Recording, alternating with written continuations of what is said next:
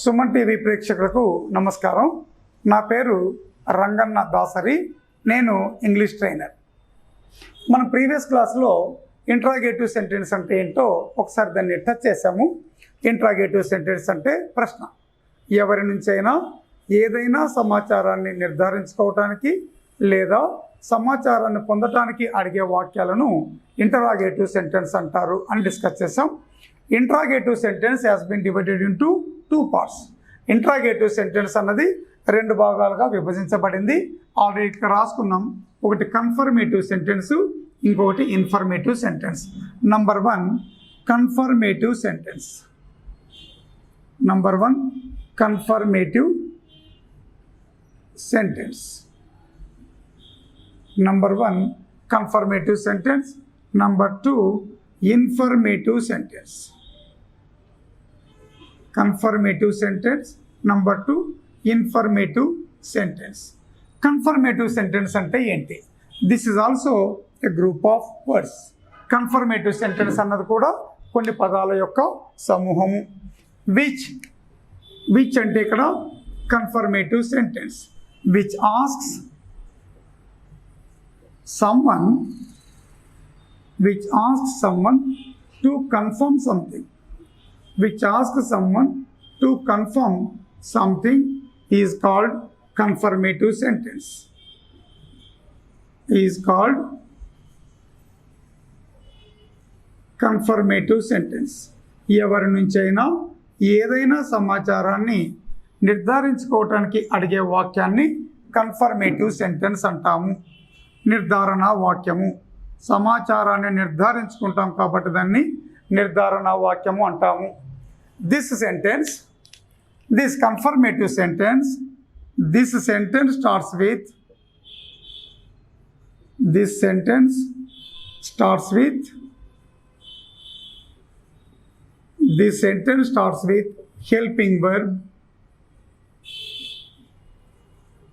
helping verb లేదా assisting verb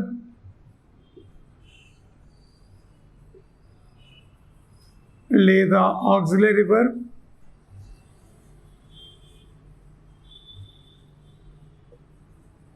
and ends with question mark.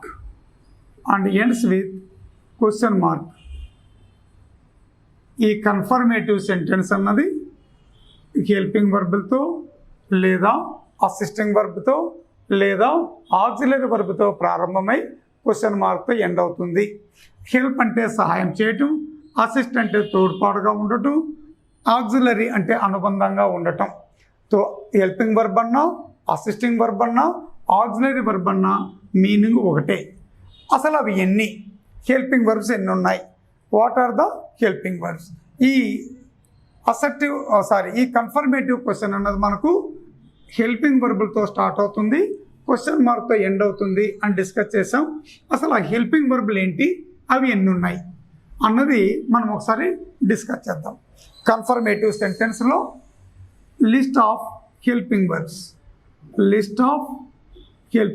మనము ఈ కన్ఫర్మేటివ్ సెంటెన్స్ అన్నది హెల్పింగ్ వర్బులతో స్టార్ట్ అవుతుంది అనుకున్నాం. అవి ఎన్ని హెల్పింగ్ వర్బ్స్ ఎన్ని ఉన్నాయి? ఇవి 24 + 3 27 ఉంటాయి.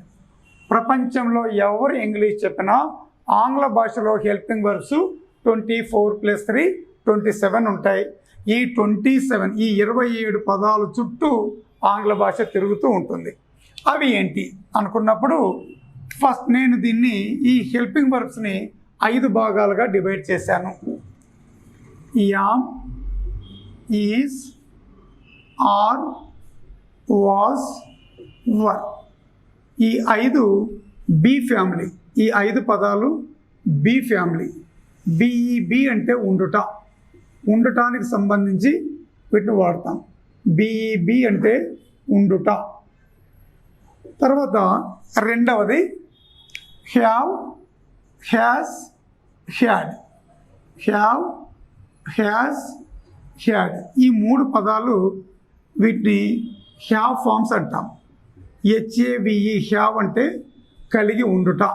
కలిగి ఉండుట అంటే పొసెషన్, యాజమాన్యం గురించి చెప్తాయి.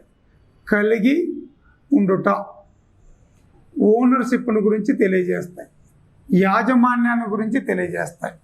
తర్వాత do, does, did. Do, does, did he మూడు డూ ఫ్యామిలీ. డిఓ అంటే చేయుట, డూ ఫ్యామిలీ. చేయుట అంటే యాక్షన్. ఏవైనా పనులు చేయటానికి వీటిని డూ ఫ్యామిలీని వాడతారు, పనులు చేయుట. బి ఫ్యామిలీలో మనం ఏమి పనులు చేయము, హ్యావ్ ఫ్యామిలీలో మనం పనులు ఏమి చేయము, డూ ఫ్యామిలీలో మనం పనులు చేస్తాం. ఇక్కడికి 11 హెల్పింగ్ వర్బ్స్ అయినాయి. ఇంకా మనకి 14+3 ఇంకా 13+3 ఉన్నాయి. ఇక్కడ సితో మొదలయ్యే పదాలు 2, క్యాన్, కుడ్. Can, could. ఎస్తో మొదలయ్యే పదాలు 2, షల్, షుడ్. డబ్ల్యూతో మొదలయ్యే పదాలు 2, విల్, వుడ్. Will, would. తర్వాత ఎంతో మొదలయ్యే పదాలు 3, మే, మైట్, మస్ట్. మే, మైట్, మస్ట్. ఎం తర్వాత ఎన్. ఎన్తో వచ్చే పదం 1, నీడ్. నీడ్ అనేది డీతో ఎండ్ అవుతుంది. డీతో వచ్చే పదం 1, డేర్.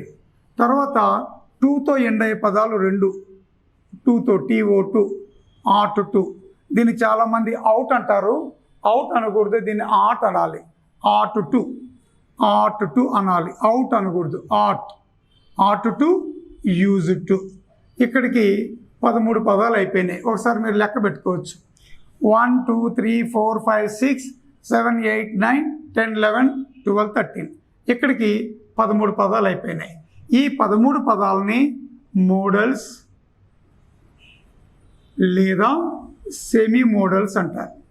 మోడల్స్ లేదా సెమీ మోడల్స్. MODEL model.